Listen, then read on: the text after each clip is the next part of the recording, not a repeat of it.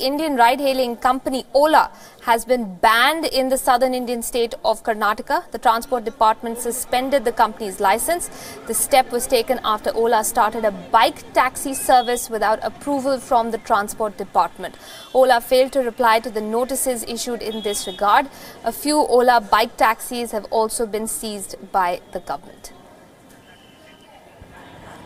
So that's the story coming in as far as the ride-sharing or ride-hailing app goes. Ola, remember, is an Indian company and uses taxis all across the country.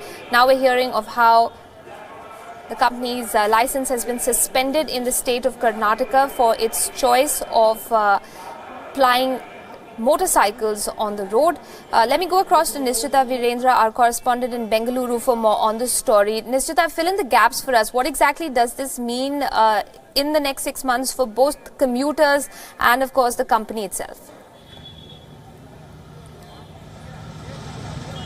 Well, Bengaluru, as we know, is infamous for its traffic snarls, and slowly and steadily you had these bike taxis that were released by Rapido as well as Ola that were gaining popularity.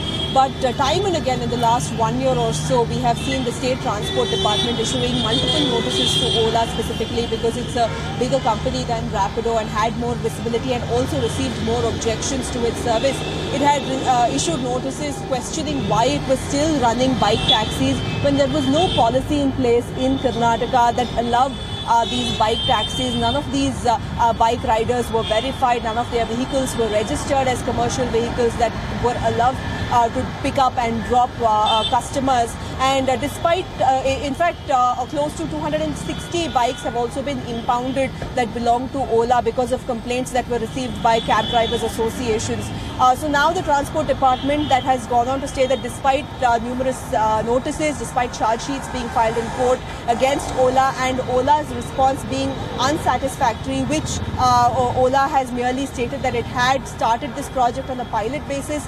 The company has not made any money out of these bike taxi services. It was merely implemented to understand the demand that exists in a city like Bengaluru for bike taxi services, and hence they should not be penalized for the same. But the Transport Department has gone ahead and has revoked the license that was given to Ola under aggregators rules of 2016 and has asked it to submit its license within 3 days of receiving the notice from the Transport Department. Right, and Nishrita, this must be a big fillip for local taxis and competition such as Uber. Absolutely.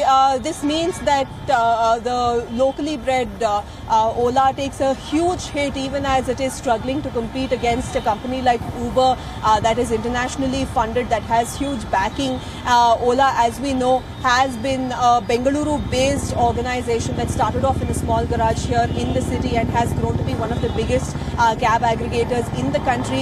It has been attempting to experiment with its pricing, with its tariffs. It has also been experimenting. It was one of the first cab aggregators in the country to bring in autos as well.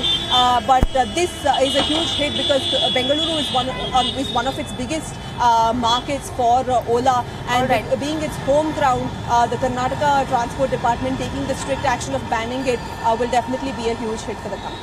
Nishrita Virendra, thanks very much for bringing us that story from Bengaluru.